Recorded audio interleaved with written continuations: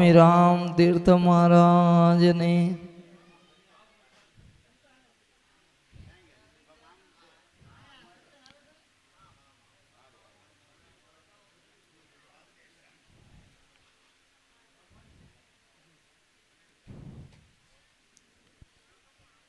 ગુરુ બ્રહ્મા ગુરુ વિષ્ણુ ગુરુદેવો મહેશ્વરમ ગુરુ સાક્ષાત પરિબ્રહ્મ તસ્મૈ શ્રી ગુરુદેવ નમઃ.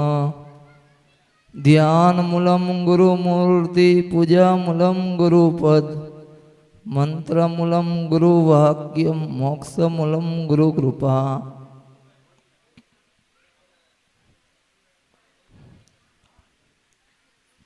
ખરેખર આજે ગુરુ પૂર્ણિમા એક મહોત્સવ, જે પર્વ અને જે પર્વ નિમિત્તે આપણે હું અને તમે બધાએ સદગુરુ ચરણે આવ્યા છે. આપણા જીવનનું કંઈક કલ્યાણ કરવા અને જીવનનું કલ્યાણ કરવા આવ્યા એવું કંઈક આપણે નક્કી હોવું જોઈએ. એવો ધર્મનો સંદેશ જે ગુરુ પૂર્ણિમા નિમિત્તે હરેક પોતાના ગુરુદ્વાર ઉપર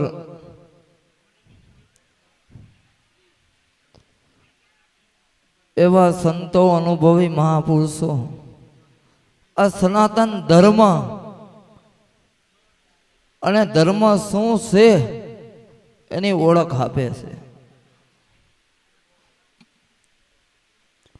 ખરેખર આમ તો આખા વિશ્વનો ધર્મ એક છે, મનુષ્ય માત્રનો ધર્મ એક છે, પણ ધર્મ શું છે એ ઓળખ માટે આપણે સદગુરુ સંતના ચરણે આવ્યા છે. ધર્મ એક છે એવું જેને ઓળખાઈ ગયો એના બાપુ વાદ વિવાદ મટી ગયા. ઈશ્વર વિશે જેનો વાદ વિવાદ મટી ગયો એને ધર્મ ઓળખાઈ ગયો. નકર ધર્મ ખરેખર ધર્મ કોઈ વાડામાં નથી. વાડા રહિત જે તત્વ છે એને ધર્મ કહેવાય. એવા ધર્મની વાતો આપણા સદગુરુ સંતો મહાપુરુષો ઋષિમુનિ એનો ઉજાસ એ સનાતન ધર્મની જ્યોત પ્રગટાઈ અને કેમ એ જળવાઈ રહીએ એની પુરુષે એની પાછળ આપણા સંતો મહાપુરુષોની કંઈક મહેનત છે. અરે એ જ્યોતને જાળવી રાખવા માટે મહાપુરુષોએ કંઈક બલિદાન આપી દીધા હશે.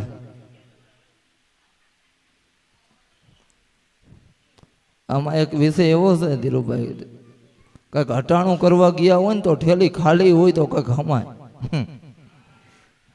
જાણું એટલે કંઈક આપણે કલ્યાણ કરવા આવ્યા છીએ. ખરેખર આપણું લક્ષ્ય જો સદગુરુ સામે હોય.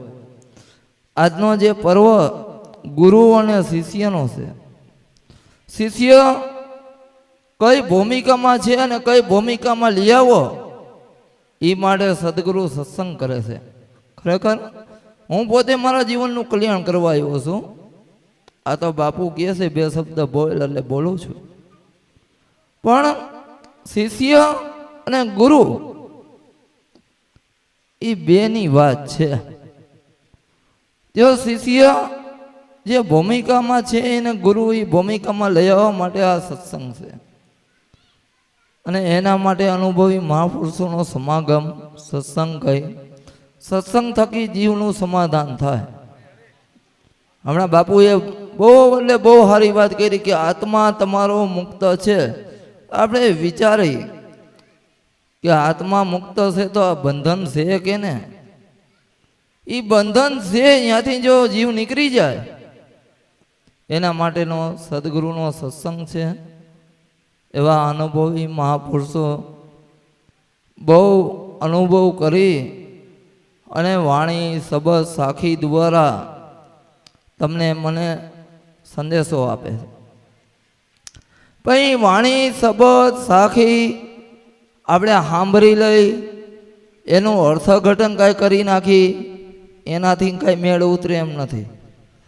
એ તો જે મહાપુરુષો જે સરનામા આપી ગયા, એ સરનામા ઉપર જો એવું જીવન હોય, એ સાધના હોય, તો કંઈક સમજાય એવું છે. એટલે બહુ અતિ સૂક્ષ્મ વિષય છે. આત્મા ઈશ્વર કોઈ પરમાત્મા સૂક્ષ્મ ગતિ છે. નકર વેદ उपनिषद वेद कहे नैति नैतिक, गीता कहे कुछ जबानी में, अरे कुरान पुराण सभी युगे थे वो बाधा सब सानी है. એટલે ઘટમાં હોવા છતાં ઓળખાતો નથી. કેમ નથી ઓળખાતો? પણ આપણે ખોજ નથી આપણી કો. એ તો ખોજે સ્વભાવે, નકર મિથ્યા જન્મ ગુમાવે, હમ ભીતળ બોલે. ઓલા પ્રકૃતિ से बार कोई पंडित बतावे, જે મહાપુરુષો ખોજ કરી ગયા એને આ લાભ મળ્યો. અને એ લાભ જો આપણે લેવો હોય તો આપણે આમાં કંઈક ગુરુ કેમ કરવું પડે. એટલે વેદ ઉપનિષદ પુરાણ આ બધાની અંદર વસ્તુ પડી છે, પણ અપરગટ છે. અપરગટ જે વાણી શબ્દ સાખીની માલિકો જે સરનામા છે એમાં મર્મ છે. એ જો મર્મ કોઈ સદગુરુ ખોલી દે તો મજા આવી જાય. તો જે લાભ સંતો મહાપુરુષોએ લીધો એ આપણને મળે અને આપણા જીવનનું કંઈક કલ્યાણ થાય. એટલે ખરેખર આ લાભ લીધા જેવો છે અને અનુભવ કરવા જેવો છે. એ અનુભવ બાપુએ કીધું સમાધાન થાય એટલે શાંતિ થઈ જાય, આનંદ, બસ મોજ. વાદ વિવાદની વસ્તુ નથી. વાદ વિવાદ મત કરો ભાઈ, તમે અંતથી આબુ તારો, બાહિર ભીતર એક પૂર્ણાનંદ બ્રહ્મબારો. જે પૂર્ણ વસ્તુ છે અને પૂર્ણ વસ્તુ જેને નક્કી થઈ જાય એના વાદ વિવાદ મટી જાય. અને ભજન તમને મને જે મળ્યું છે એ ભજન આપણું સિદ્ધ થાય એના માટે સત્સંગની જરૂર છે, સંતની સેવાની જરૂર છે. અને ભજન સમજાય એટલે આનંદ આવી જાય. આ તો બાપુનો આદેશ હતો એટલે બે શબ્દ બોલ્યો, બાકી હું લાભ લેવા જ આવ્યો છું. એટલે મારી વાણીને વિરામ આપું. બોલો સદગુરુદેવની જય.